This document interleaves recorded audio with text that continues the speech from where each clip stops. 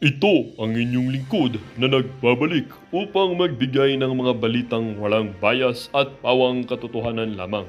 Ito ang Bayang Pinas. Ang isyung ito ay naging usap-usapan sa buong bansa at iba't ibang social media platforms. Lenny or former President Lenny Robredo binasag na nga ang katotohanan at nagsalita na. Tuluyan na ngang iniwan ang Liberal Party.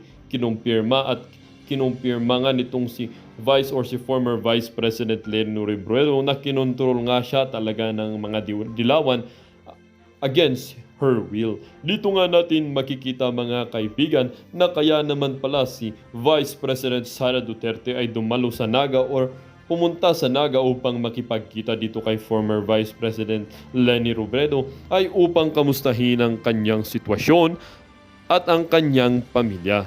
Dito nga natin makikita mga kaibigan na talagang itong si Vice President Inday Sara Duterte na kahit na anong ginawa nitong si Lenny Robredo na ito sa kanyang ama na si former President Rodrigo Roa Duterte ay tila ba gusto niya pa rin maging malapit dito sa kanyang or sa kaaway ng kanyang ama dati na si Lenny Robredo. Sabi nga nila, your enemies can also be your friends, katulad na lamang ng ginagawa ni Vice President Inday Sara Duterte na nakikipagkaibigan at nakikipag-ugnayan dito kay Lenny Robredo. According din dito kay former Vice President Lenny Robredo ay dito nga rin daw niya nakikita na parehas daw sila ng sitwasyon na nararamdaman nitong si Vice Presidente Sara Duterte dito sa administrasyon ni Presidente Kuting. Dito nga natin makikita mga kaibigan na si former Vice President Inday Sara Duterte ay nag-open up at nagbigay ng kanyang mga hinaing dito kay Vice President Inday Sara Duterte sa mga kanyang mga natamo nitong administrasyon ni Presidente Kuting. Dito nga natin makikita mga kaibigan na patuloy na tayo nagiging loyalista or dahil sa mga taong loyalista ay hindi na nila nakikita ang kagandahan nitong si Lenny Robredo.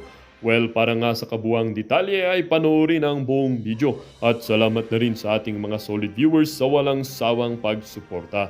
At kung bago naman sa ating channel ay syempre huwag kakalimutang mag-subscribe, pindutin ang notification bell, piliin ang all upang laging maging updated sa mga balitang bago, totoo at walang bias dito sa channel ng Bayan, ang Bayang Pinas. Huwag din pong kakalimutang mag-iwan ng like at i-share ang ating mga videos. Ang ating comment section naman po ay bukas para sa inyong mga opinion at mga hinaing. Muli po, maraming salamat and may God continue to bless our country and protect it from these devilish acts of these government officials who are ruling us.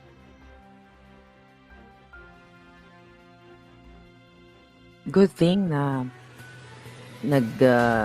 actually very successful po yung no, madaming tao yung sabi ni Mariah, bedroom voice, Mariah Carl. Hinaan lang natin kasi baka magising yung mga hitad. So anyway, good thing na parami ang tao dyan sa Liwasang Bonifacio at nandoon si Miss Cathy Binag. Actually, hindi ko pa napanood palangga, basta nagsalita si Cathy na hindi tama na magkaroon tayo ng bangag na presidente, yung araw-araw ko yung sinasabi, dapat wakasan na si bangag. And I believe, konting kembot na lang yan. And tuloy-tuloy nyo lang po sa yung pag-attend nyo dyan sa protest, dyan sa Isog at sa iba pang mga place. But anyway, I'll talk about Lenny Robredo and Inday Sara. Kasi ngayon, wait a minute, mukhang nagwawala si Trillanes at mukhang galit na galit at gustong mga ganito kasi ang kwento niyan. Alam ko ang chika boom boom niyan. Ang chika boom boom, okay, madam, kailan may pupunta sa Malacanang? Meron yan. Papasaan ba't matatapos din tong laban natin mga palangga? So then, actually, first quarter of the year, may nakarating na sa akin na information na si Lenny ay inatsapwera na ng mga dilawan niyang kakampi. Gusto ko lang linawin sa inyo na tama talaga si Lenny nung time na binoboljak natin siya na mambubudol ang mga Marcos. Tama siya. Kaya nga lagi kong kinukulit, 'di ba? Sabi ko dito sa vlog natin, nasaan na si Lenny? Bakit hindi siya ngayon magsalita? Okay? Kasi anti-Marcos siya, 'di ba? Lagi niyang sinasabi, never again. At syempre sa Liberal Party, sa partido nila, ay sanib puwersa sila during the time nang nilalabanan ni Lenny yung mga yung mga Marcos, yung mga bangag. Pero first quarter of the year pa lang, talagang binaaway na ni Trillanes si Lenny kasi gusto ni Trillanes na iitsapwera si Lenny. Ito ay ayon sa akin at alam ko rin kung sino ang nag-set up ng meeting, okay? Kahit busy po ako sa aking birthday celebration for 2 weeks now, alam ko kung sino nag-set up ng meeting. So mamaya bibigyan ko sa inyo yung initial. Pasensya ka, papasok lang, hinaan ko lang yung boses. Hindi kayo sanay sa boses kong pa-demure kasi may natutulog sa tabi ko, mga palangga ko, mga friends ko. So, tinatapo na, okay, nila Ontiveros. According to my source, gusto nilang iitsapwera na si Leni Robredo sa Liberal Party. Kasi nga, feeling nila, parang, hindi feeling nila, nakikita nila na wala nang ganung klaseng popularity at wala nang support kay Lenny kasi tinapo na nga nila. Doon gusto ni Trillanes siya magpresidente o si Risa Ontiveros pero more on Trillanes talaga. So yun yung chika boom boom na yan. At di ba lumabas sa I think, ito kasi, actually ito, hindi ko pa nababasa lahat yung mga tweet at mga balita. Ito kasi galing sa ating source. So, yung meeting na yan, hindi yan pwedeng aksidente lang. I know that. Okay? Kasi si Lenny at saka si Inday Sara, pareho ng kapalaran. Parehong nabudol. Okay? Nabudol ng kanyang mga kaparty sa Liberal, sa mga kakamping, at si Sara nabudol ni Bangag. So, ang eksena dyan mga palangga ay si Lenny pala, according to my source, ay gustong magprotesta muli laban kay Bangag Jr. sa Pandaraya sa 2022. Okay? Noong 2022 election, di ba? Si Attorney Glenn Chong ay may affidavit yan na sinasabing nandaya talaga si Bangag Jr. But anyway, between the Liberal Party, gusto palang mag-i-push siya na ni Lenny ang, according to my source, yung protesta na naman sa president. Kaso wala siyang nakukuhang support sa kala Trillanes, kala De Lima, dito kala Ontiveros. Kasi, nakita nila na, hindi ka na namin siguro nakikita nila na, yun na nga, ginamit lang nila si Lenny, user lang talaga sila. So ngayon, kanya-kanya sila, alam nila naman sa politika, di ba? Karamihan ay greedy, karamihan ay vested interest. Actually, pareho ng kapalaran si Lenny at si Inday Sara. So, ayon sa aking source, bigyan natin ng initial kung sino ang nag-arrange ng, tingnan ko muna, bibigay pa natin. Sige, kung sino ang nag-arrange ng kanilang pagtitipon doon sa Peña Francia Festival ba? Sa barrio ni Lenny. Start with letter P. Okay. Yung nag-arrange niyan, sabi ko nga sa inyo, kahit busy ako, nakakarating yung mga information. So start with letter P. So si letter P, matagal na akong, igib mo na. Matagal ko nang alam kung sino si letter P. No, it's not Panelo. Okay? Ngayon, mga palangga, so, ang kwento talaga niyan, hindi naman din talaga politika. But syempre, dyan nagsistart yan. So siguro, I don't know kung ano pinag-uusapan nila. Pero ang sabi ni Trillanes dyan, mga palangga, okay, nanggagalaiti si Trillanes, ano ba sabi ng hitad na yon? Tignan natin. Ito. Sabi ni Trillanes sa tweet niya, Ma'am Lenny, gusto nga naming ipa-impeach si VP Sara, tapos binastos pa niyan si Senator Risa. Bakit po paminit? Sabi niya, are you siding with her? Okay. So dito pa lang sinabi ni Trillanes, kitang-kita mo, nakakampi talaga siya ni Lisa Bangag at ni Marcos kasi ang author ng impeachment ni Sara ay si Lisa Bangag o si Lisa Smuggler. Ngayon, nakita niyo kung gaano kabgago to si Trillanes. Bakit naman niya utusan si Lenny kung sinong imimit ni Lenny? Di ba? Bakit niya utusan si Lenny? Bakit niya didiktahan si Lenny? Diniktahan na nga nila eh. Yung si Pangilinan at saka si Marojas, alright, hindi na rin sila in good terms ngayon. Wasak na ang kakamping kasi ang mga kakamping na anti-Marcos, totoong anti-Marcos, nandoon pa rin sa kanilang pinaglalaban pero nagpapakaramdaman sila. Yung mga kakamping na mga tinraidor kayo, kung may kakamping kayo dito, katulad ni Trillanes, katulad ni Ontiveros, na inappoint ang kanyang sister at ang brother-in-law ni Bangag Jr., hindi na yan magiging kakampi ni Lenny. Okay? Hindi na magiging kakampi ni Lenny kasi nagkaroon na ng benepisyo si Ontiveros sa kay Bangag. So, ganun ang nangyayari ngayon. Kaya naman si Lenny, according to my source, somehow, hindi lang in-announce ni Lenny siguro to, maybe one day, is thankful pa rin siya dahil hindi hinayaan ni Duterte na magwagi si Bangag Jr. sa kanyang electoral protest noong 2016. Grabe, ano? Grabe yung politika, mga palangga. So ngayon, di ba, dahil during 2016, ay nanghingi ng tulong yung si Bangag Jr. at saka si Lisa Tanas sa Duterte administration. Natulungan sila para manalo sila sa kanilang electoral protest. Pero di ba, nalala niyo ang sabi ni Pangulong Duterte doon, matatapos ni Lenny ang kanyang vice presidency, which is nangyari nga talaga. Good thing na rin. Even though ako ay kakampi ni Bangag noon, tama na rin na natapos ni Lenny ang electoral protest kasi budol talaga itong putang ng Marcos Jr. na to. Kaya nga sabi ko kayo mga pinklawan, ang pinaglalaban nyo noon ay para sa bayan. Galit kayo kay Marcos. Nanalo naman talaga si Lenny, sabi ni MHTC. So ngayon, mga palangga, mag-a-agree na siguro tayo ngayon dyan dahil sa ginagawa ng pangbababoy ni Bangag Jr. at ni Lisa Tanas. So ang kwento kasi niyan palangga malalim. Dahil nangingi ng tulong yan si Bangag kay Duterte noon. Nangingi sila, di ba, nangingi pa nga, gusto pa nga magpa-appoint sa Department of Agriculture, hindi nga pinagbigyan ni Pangulong Duterte. Tignan nyo, hindi pinagbigyan ni Pangulong Duterte kasi alam ni Pangulong Duterte na bangag si Marcos Jr. So nangingi ng tulong para si Lenny ay matanggal sa pagiging VP niya during that time, pero hindi pinagbigyan ni Pangulong Duterte. Ang sabi ni Pangulong Duterte, Lenny, ay matatapos mo ang iyong term. Kung si Duterte ay katulad ni Lisa Tanas, katulad ni Tambaloslos, katulad ni Marcos Jr., hindi natapos ni Lenny ang kanyang termino. Kasi makikipagtulungan si Duterte sa mga Marcos. Kaya you open your minds. Mga palangga, ibuksan niyo yung mga isipan, yung mga kakamping. I know you are for the people. I know para kayo sa Pilipino. Kaya galit na galit nga kayo kay Marcos, di ba? Tignan yung ginawa kay Kibuloy, tignan yung ginagawa kay Sara, tignan yung mga ginagawa sa mga kritiko. Hindi niyo pa ba nauunawaan yung mga eksena sa politika? Tignan niyo, bakit si Lenny ay nakipag-usap kay Sara? Bakit?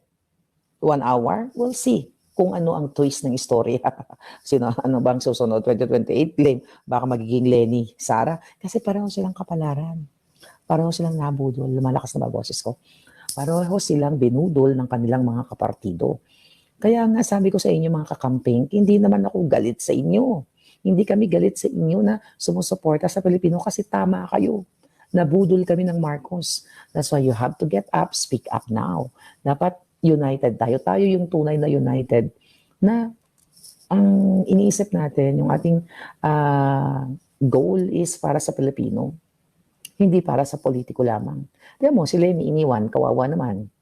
Tinatarantado na ni Trillanes. Ano pa ba yung mga nangyari? O diba? Alam niyo kung tarantado lang talaga kung si Duterte ay Gigimonyo katulad ni Marcos Jr., dapat ginawa niya yung ginagawa ngayon ng mga demonyong Tambaloslos. Pero hindi niya ginawa. Di ba? Ang naging problema lang ni Lenny, alam mo, kanina nag-uusap-usap kami, no? mga palangga dito. Ang naging pink and green pa dito, ang naging problema ni Lenny, tama siya sa kanyang paninindigan na never again, no more Marcos, pero ginamit siya ng Liberal Party. Sabi ni That's Me, hindi kasi kayo nakikinig kay Attorney Guanzon. Ayan, buti yan si Rowena Guanzon. Ayan, mas may panindigan pa yan. Kasi never yan tuloy-tuloy siya. Diba? Si Rowena Guanzon tuloy-tuloy. Hindi siya nakipaglaro katulad ni Dilima, ni Trillanes, ni Ontiveros.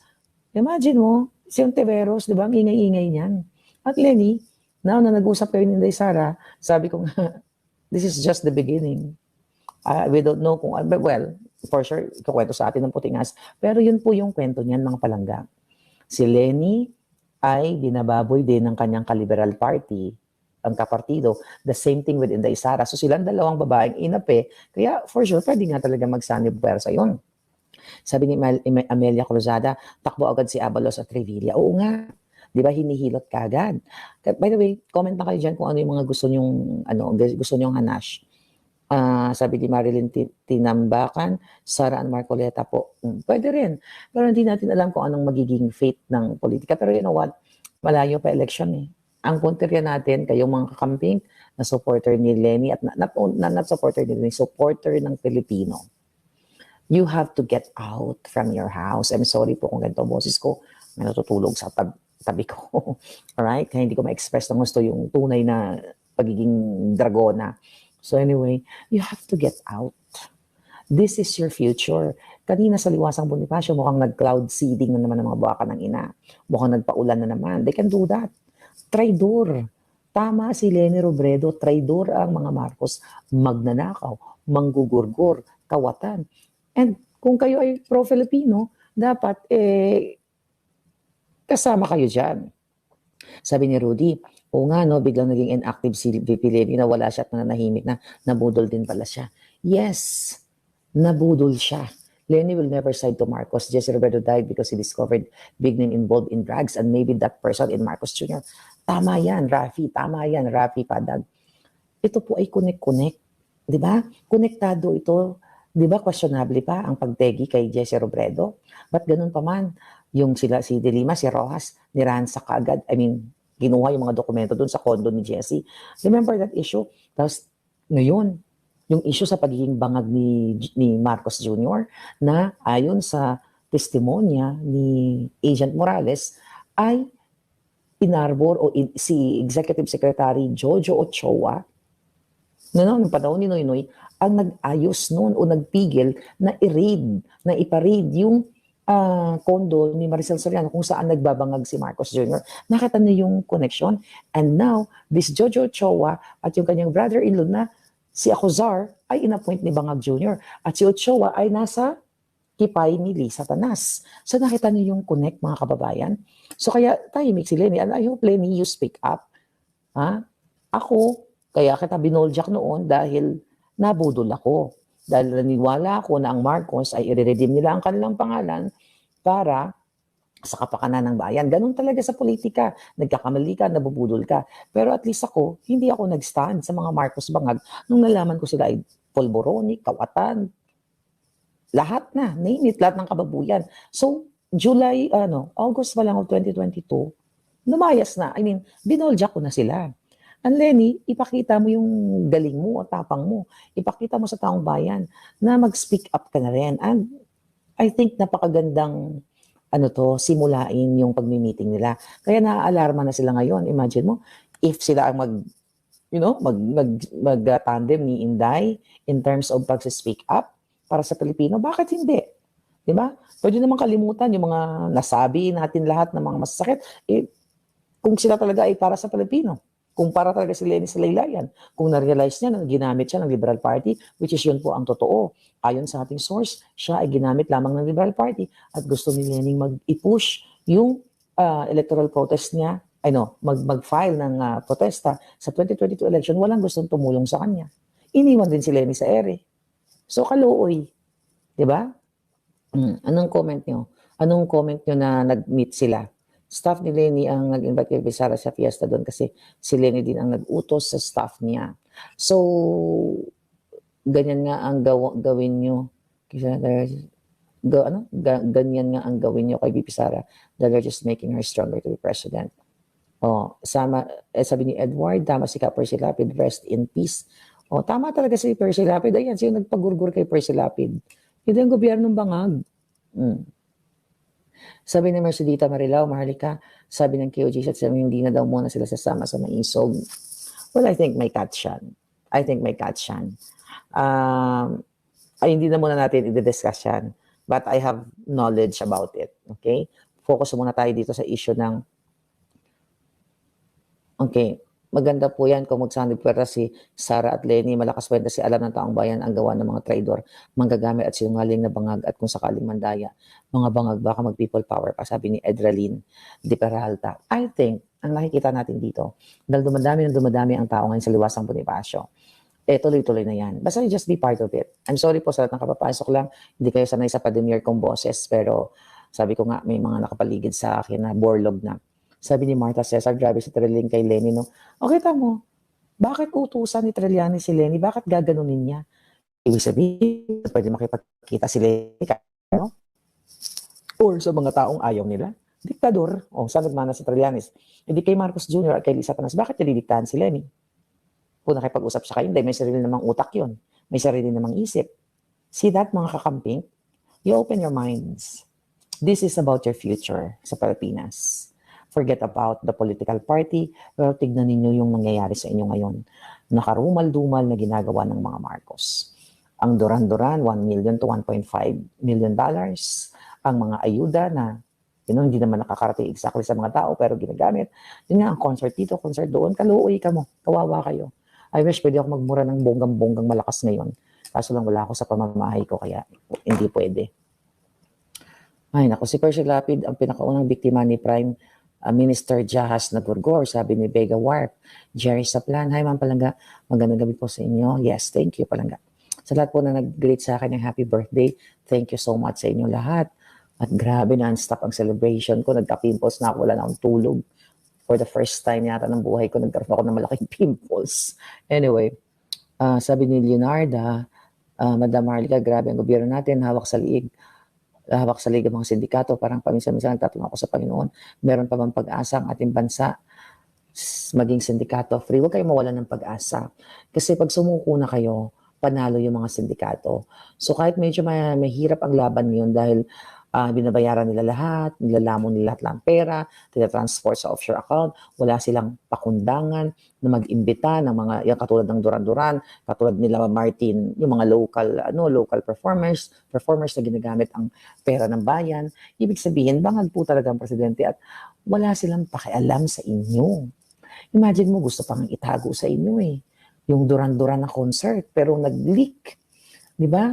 At, my God, yung mga bisita hindi pinadala ng ng cellphone para hindi mapicturan, pero may nag-leak. Ano yun? Ay, nako mga palangga, I hope you will do something, mga palangga.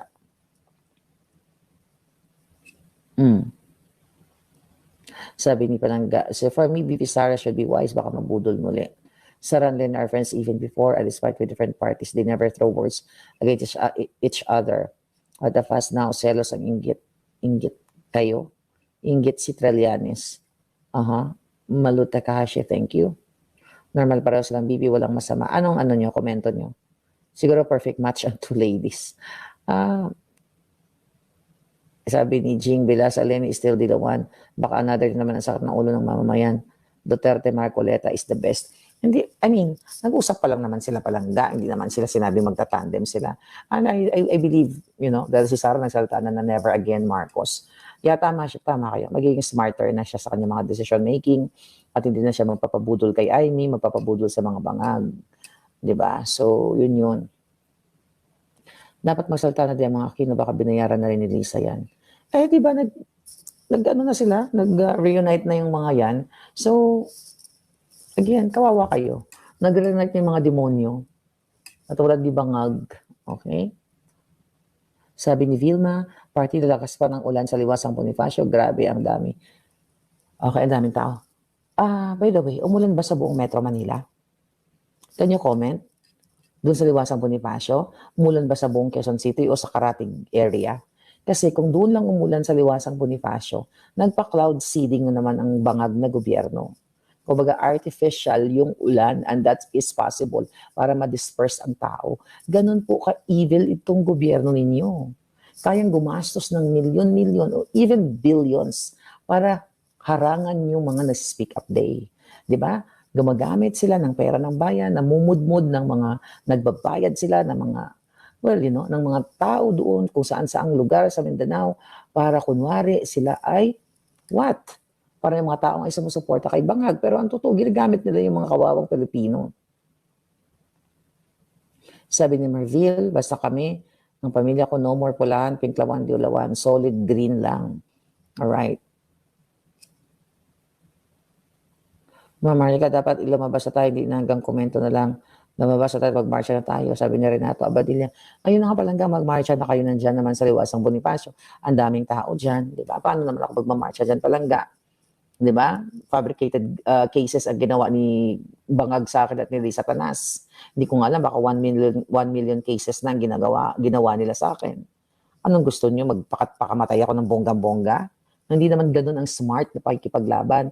Pwede ka makipaglaban sa pamamagitan ng utak at alindog at tapang. Diba? Sabi ko nga sa inyo, kung ay gusto lang nila ng one-on-one sa tamang arena, kahit boxing ring, hindi ko naman uurungan yan. Paano ka lalaban sa mga traidor? Hawak nila pera nyo. Diba? Punterya nila ako dahil ako nagpa-expose halos lahat. Diba? Yung mga major expose ng pagiging bangag nila. O ano yun? Dilawan? Ang sabi niya, dilawan daw. Sabi ni Ben Pitong, huwag maniwala sa mga bulong ni Lenny, baka mabudol. Tignan natin ang kanyang ginawang VP para siya. Ayun na nga, during Duterte.